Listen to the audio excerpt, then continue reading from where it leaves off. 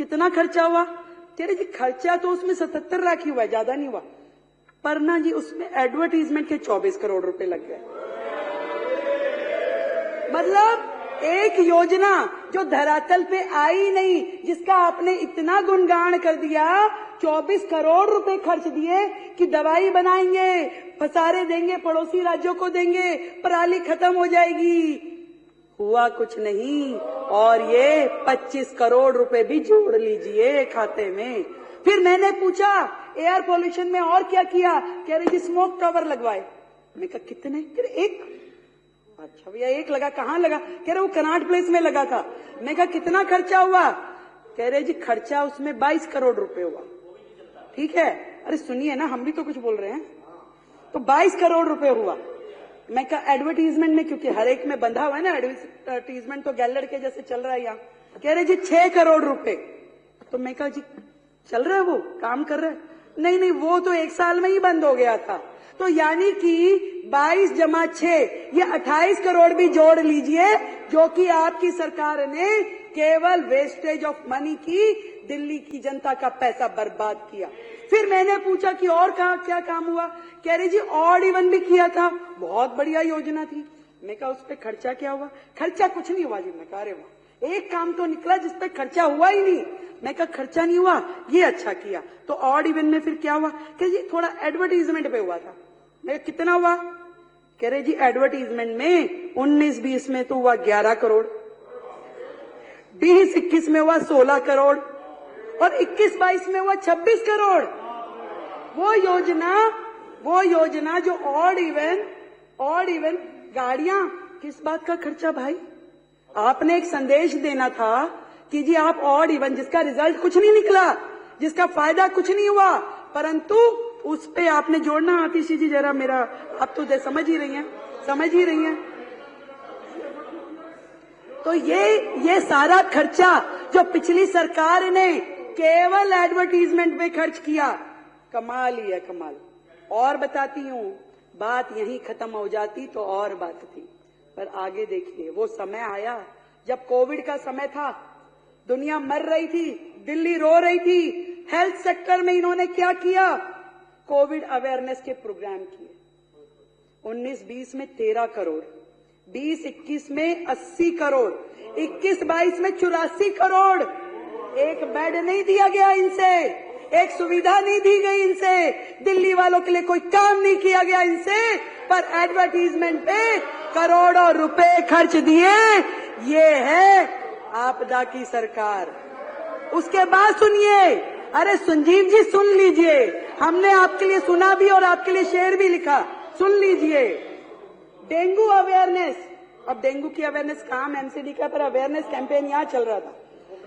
19-20 में 20 करोड़, 20-21 में 16 करोड़, 21-22 में 33 करोड़। ये डेंगू की एडवर्टीजमेंट का खर्चा है, जिसमें आपने काम कुछ भी नहीं किया, सिर्फ एडवर्टीजमेंट का खर्चा है।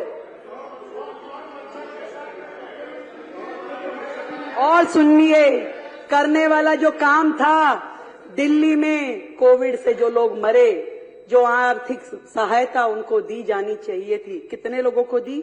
मात्र 97 लोगों को, 97 ओनली। क्या दिल्ली में, मैं आपसे पूछना चाहती हूं, कोविड से केवल 97 लोग मरे थे जिनको आपने मदद दी?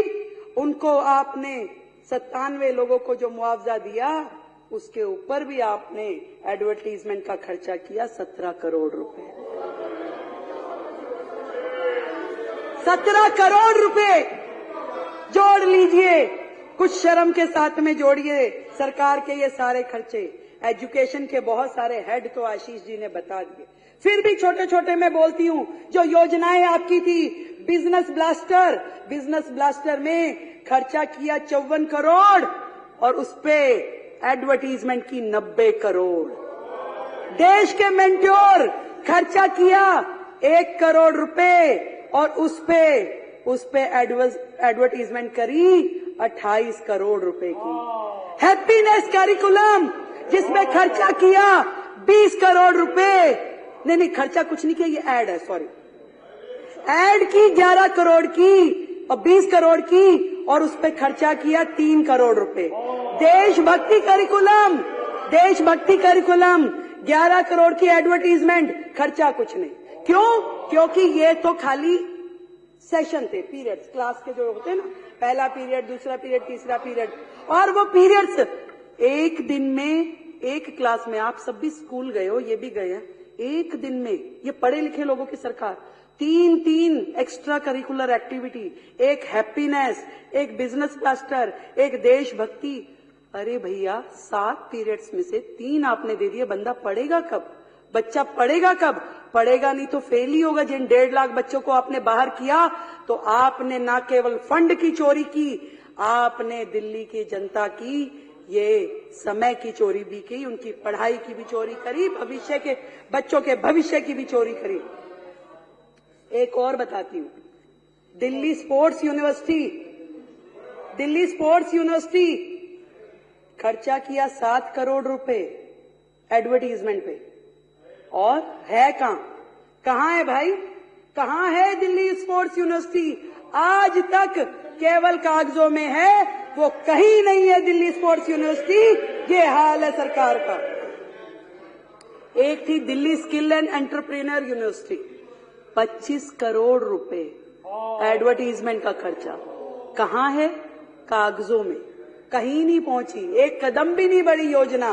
25 करोड़ रुपए और 36 डिग्री एडवर्टीजमेंट। कहां?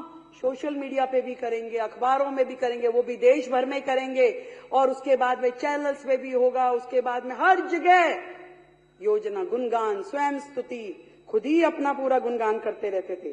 क्लासरूम की कहानी आपने बताई दी, पर क्लासरूम जितने बने, पहले कमरा बना 15 लाख रुपए में, फिर वो हो गया 25 लाख में, फिर हो गया 45 लाख रुपए में। एक कमरा 45 लाख का, अब वो देख के आने भाई, वो कमरे देख के आने जो 45 लाख में बने। मुझे लगता है कि हमारी सरकार 2000 कमरे, 7000 कमरे जहां जहां भी बनाएगी, वो तो 45 लाख रुपए में तो बहुत सारे कमरे बन जाएंगे। वहां से भी पैसा बचेगा, उसको भी जोड़ लीजिए, उसको भी नोट कर लीजिए सर। बात हो रही थी पैसा बहुत आ जाएगा, चिंता ना करिए, ये डबल इंजन की सरकार है, आपको चिंता करने की आवश्यकता नहीं है कि पैसा कहां से आएगा। पर आपने, आपकी सरकार ने जो दिल्ली की जनता से चोरी की, उनके पैसे की चोरी करी, उनके समय की चोरी करी। मुख्यमंत्री था ही नहीं दिल्ली में, मुख्यमंत्री तो बाकी राज्यों में घूमता था, यहां का पैसा बाहर लेके जाता था। तो दिल्ली की समय की चोरी। मैडम कह रही थी मुख्यमंत्री जी कहां हैं, जवाब दो जवाब दो। अरे भाई काम भी है, मेरे पास 10 मंत्रालय हैं, आपके मुख्यमंत्री के पास तो एक भी नहीं था, उसको काम ही किया था, उसके पास तो काम ही किया था। मेरे पास 10 मंत्रालय है, मुझे जाना होता है, मुझे काम करना होता है।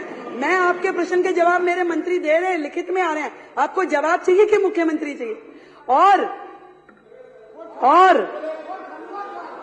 सुनिए, और चोरी की इंतहा ये हुई कि इन्होंने तो दिल्ली की जनता का सुख चैन छीना। गड्ढे में, सीवर में, गंदे पानी के साथ जो दिल्ली की जनता को रहना पड़ा, वो आपने चोरी किया। चोरी यहां भी खत्म हो जाती तो और बात थी। आपने तो सीएमओ दिल्ली का हैंडल चोरी करके ले गए, सीएमओ दिल्ली के 3 हैंडल चोरी करके ले गए। अरे हमें कंप्लेंट करनी पड़ी, 1 महीना संघर्ष करके उन हैंडल्स को वापस लेके आए। अरे ऐसी भी क्या आदत लग गई चोरी की भाई, ऐसी भी क्या आदत लग गई चोरी की।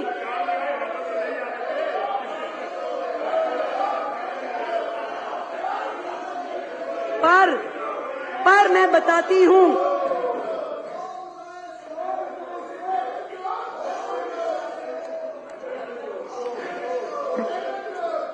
चलिए कोई नहीं, होता है। देखिए इन्हीं विघ्नों के साथ हमें ये सरकार चलानी पड़ेगी।